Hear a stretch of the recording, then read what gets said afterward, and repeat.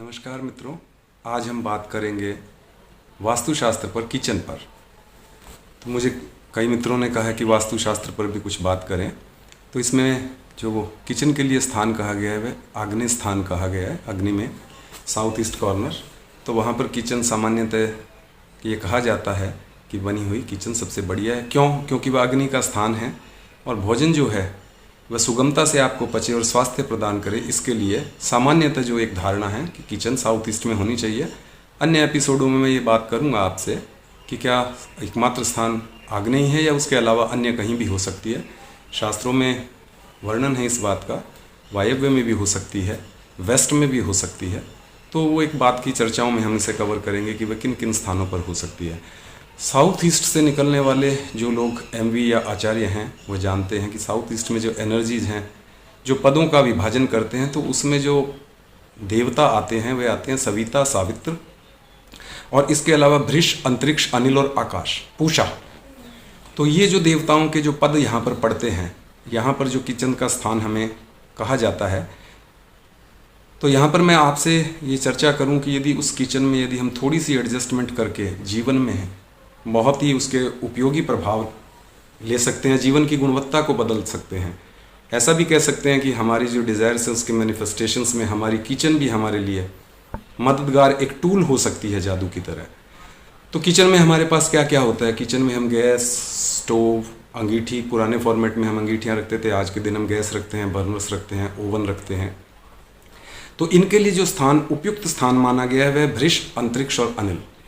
यदि आपका stove, burner, gas, oven इस स्थान पर आप रखते हैं तो वह आपको बड़े ही जीवन में अच्छे परिणाम देने वाले, क्योंकि ये जो एनर्जी स्कैटर्ड है हमारे घर में, जब जो लोग वास्तु में गहरे तक जाते हैं, वास्तु सिर्फ ऐसा नहीं है कि भाई 8 दिशाएं हैं या 16 दिशाएं हैं या 4 दिशाएं हैं, पूर्व, पश्चिम, उत्तर, दक्षिण, ईशान, आग्नेय, नैऋत्य और वायव्य। नहीं, यहाँ पे इसमें दरअसल हमारे वास्तुशास्त्रों को हम गहराई से अध्ययन करें तो खंडों में उसका विभाजन किया गया है।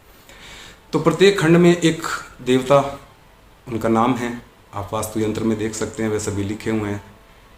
तो यहाँ पर हम सिर्फ साउथ ईस्ट पर फोकस कर रहे हैं, तो इसलिए मैंने कहा कि सविता, सावित्र, भृष, अंतरिक्ष, अनिल और पूषा, ये जो ऊर्जा क्षेत्र यहाँ पर निर्मित होते हैं, इसमें यदि हम पूषा को छोड़कर अन्य 3 पर अपनी गैस, अंगीठी, माइक्रोवेव ओवन रखते हैं तो वहाँ पका हुआ खाना है वह स्वास्थ्यवर्धक होगा, शीघ्रता से पच जाएगा, पौष्टिकता होगी उसमें। अब दूसरी बात हम ये करते हैं कि किचन में हम सामान्यतः पुराने समय में चलता था, चटनी पीसी जाती थी, बनाई जाती थी, या कोई ऐसा बर्तन, ओखली वगैरह रखी जाती थी जिसमें मसाले वगैरह कूटे जाते थे। आधुनिक जीवन में उसका स्थान ले लिया है आपका स्टील से बने हुए छोटे छोटे ओखली टाइप स्टील की, जिसमें आप इलायची पीसते हैं या अन्य कोई छोटे मोटे मसाले पीसते हैं। देखिए, ये अल्केमी ऑफ स्पेस है। ये छोटी छोटी चीज़ें बड़े जादुई प्रभाव उत्पन्न करती है। वह ऊर्जा क्या करती है आपके जीवन में, आपके सबकॉन्शियस पर क्या इफेक्ट देती है, और यदि आप ये मैप कर सके कि उस पर कौन सी एक्टिविटी की जाती है, तो मैं अपने व्यक्तिगत अनुभव और सैकड़ों क्लाइंटों के अनुभव से आपसे शेयर कर रहा हूँ आज पहली बार कि यह आपके जीवन में बड़े चमत्कारिक रिजल्ट्स देती है। जैसे मिक्सर, ग्राइंडर वगैरह, इन चीज़ों के लिए जो भी आप मसाला कूटते हैं तो सत्य का पद आता है। एमवी वाले इसे E6 बोलते हैं। यदि मिक्सर, ग्राइंडर ये इन पे रखेंगे आप, तो यहाँ पर आपको सबसे अच्छे प्रभाव मिलेंगे। सत्य का पद क्या है? किसी भी जीवन में कोई भी कार्य आप करते, जीवन का सत्य क्या है यह भी जानना है। यह कंटेम्पलेशन का जोन है। असल में यह जो स्थान पड़ता है, यदि हम खंड विभाजन में ठीक से देखते हैं या अपने वास्तु साहित्य को पढ़ते हैं, तो ये पूरब और साउथ ईस्ट के बीच का स्थान है, जिसे कुछ लोग ईस्ट ऑफ साउथ ईस्ट भी बोल देते हैं। तो ये कंटेम्पलेशन का जोन है। वह लोग जिनकी प्रोडक्टिव थिंकिंग नहीं है या मन में अति विचार चलते हैं, तो वहाँ पर आप सत्य पे यदि आप रखते हैं, सत्य को गुडविल का देवता भी कहा जाता है, इस स्थान पर एंट्रेंस के अपने अन्य परिणाम है कि कमिटमेंट फेलियर हो जाते हैं। और जीवन में किसी भी बात का सत्य, क्या सत्य है, किसी भी दिए गए संदर्भ में, कोई भी कंटेक्स्ट ऑफ लाइफ है, कोई ट्रांजैक्शन है, कोई जॉब है, कुछ भी है, उसमें सत्य क्या है, इसको करने के लिए कंटेम्पलेशन, राइट कंटेम्पलेशन का होना जरूरी है। यदि कंटेम्पलेशन, चिंतन अधिक है तो भी व्यर्थ है, वो कुछ नहीं करेगा, उच्च रक्तचाप कर देगा, ब्लड प्रेशर का मरीज बना देगा आपको।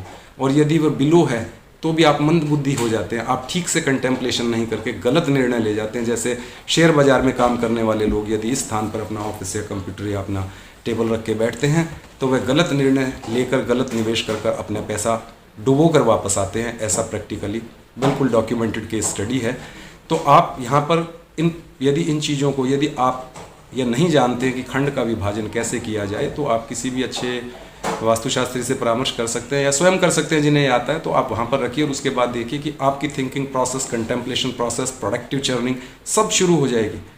जीवन में ये छोटी छोटी चीज़ें, वास्तुशास्त्र लोग मुझसे कहते हैं दिशाओं तक नहीं है, दिशाओं से बहुत आगे की बात हम कर रहे हैं। जीवन में हमारे वह प्रभाव उत्पन्न करने के लिए है जो हम चाहते हैं। एक भवन में हम जाते हैं, हमारी कुछ डिजायर्स हैं, आवश्यकताएं हैं, वह मैनिफेस्ट करें, करवाने में मदद करें, उसका नाम वास्तु है। वास्तु इसका नाम नहीं है कि पूर्व में खुला रख दीजिए, उत्तर में खुला रखिए, पौधे पूर्व और उत्तर में लगाइए, गलत नहीं है, सामान्य वास्तु है।